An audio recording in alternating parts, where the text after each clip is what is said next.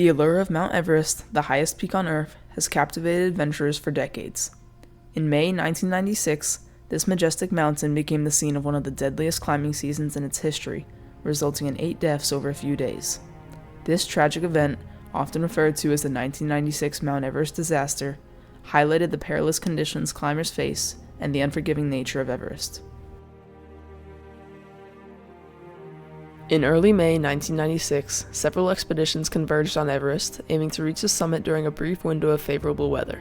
Among these were 2 commercial groups led by experienced climbers, Rob Hall of Adventure Consultants and Scott Fischer of Mountain Madness. Both leaders were seasoned veterans with a strong record of successful summits, and they were guiding clients who had paid substantial fees for a chance to stand atop the world. On May 10, 1996, climbers from both teams set out for the summit, hoping to reach it by midday and return to the safety of their camps before nightfall. However, delays plagued their ascent.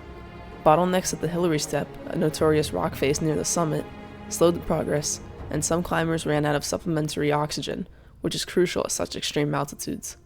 By late afternoon, many climbers were still struggling to reach the summit.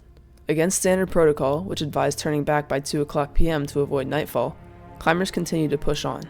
Rob Hall stayed with his client, Doug Hansen, who was struggling but determined to reach the top. Scott Fischer, who had also been feeling unwell, pushed along with his team. As the climbers began their descent, a fierce blizzard struck, reducing visibility to near zero and plunging temperatures even lower. Those who had reached the summit late were now caught in the storm, unable to find their way back to the relative safety of the camp. Communication broke down, and climbers became disoriented and exhausted. As the storm intensified, Hall and Hansen became trapped near the south summit, approximately 400 feet below the main summit. Hall radioed for help, indicating that Hansen was in critical condition and unable to move. Efforts to send supplemental oxygen and assistance were hampered by the extreme weather and exhaustion among the other climbers. Tragically, Hansen succumbed to the cold and altitude, becoming unresponsive. Hall, who had stayed with him despite his own deteriorating condition, continued to radio for help. His commitment to his client was evident, but the harsh realities of Everest environment made rescue efforts nearly impossible. Hall managed to communicate with his team and his wife via radio, conveying his final message to her, "Sleep well, my sweetheart. Please don't worry too much." His final transmissions described his worsening condition and the loss of Hansen.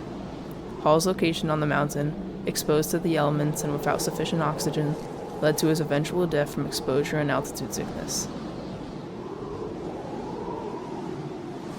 Fischer's condition worsened with the storm. He became increasingly disoriented and exhausted, struggling to continue his descent. His Sherpa had been trying to assist him, but the extreme conditions made it nearly impossible to move Fischer down the mountain effectively. Fischer managed to communicate with his base camp, indicating that he was in serious trouble. His team, including Neil Beetleman and Anatoly Bukriv, made valiant efforts to reach him, but failed. Fischer's body was eventually found near the south summit, approximately 1,300 feet below the peak. He had succumbed to a combination of exhaustion, altitude sickness, and exposure to the severe cold. Despite his incredible physical strength and experience, the combination of his weakened state and the extreme weather conditions proved too much to overcome. Yasuko Namba, along with Beck Weathers, became stranded high on the mountain.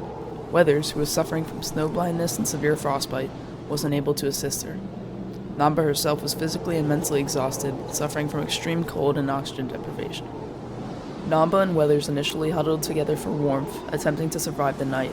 However, the relentless cold and wind took a heavy toll on their already weakened bodies. As the storm raged on, other climbers and guides were unable to reach them in time for a rescue. The following morning, a rescue team discovered Namba and Weathers. Weathers was in critical condition but still alive, while Namba appeared to be unconscious and unresponsive. The rescuers, including Anatoly Bukriv, assessed the situation and determined that both were beyond help. They were left where they lay, presumably dead. Miraculously, Beck Weathers managed to regain consciousness and stumbled back to Camp 4 in a near-frozen state. His survival story became one of the most remarkable aspects of the 1996 disaster. Unfortunately, Yasuko Namba was not so fortunate.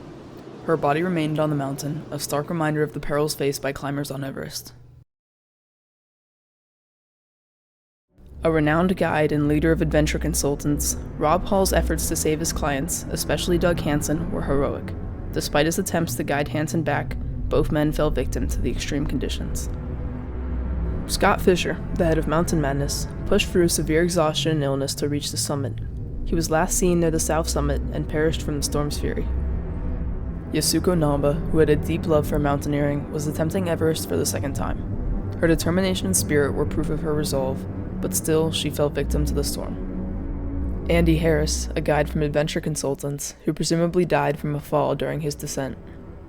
Unfortunately, the list doesn't end there, with 3 members of the Indian Army's expedition who perished during their descent. The 1996 Mount Everest disaster prompted widespread reflection within the climbing community. Critics questioned about the commercialization of Everest and the preparedness of amateur climbers attempting such a formidable challenge. The tragedy also led to changes in guiding practices and emphasized the importance of strict adherence to turnaround times and better preparation for sudden weather changes. Overall, this disaster is a good reminder that you should be prepared for the worst, but hope for the best. The courage, determination, and sacrifice of those who climbed Everest in 1996 continue to inspire and caution future generations of climbers. Thank you all so much for watching this documentary. Please comment down below any questions that you have or recommendations for future documentaries. Feel free to check out some of the other documentaries that I've made on this channel. Have a great day. Peace.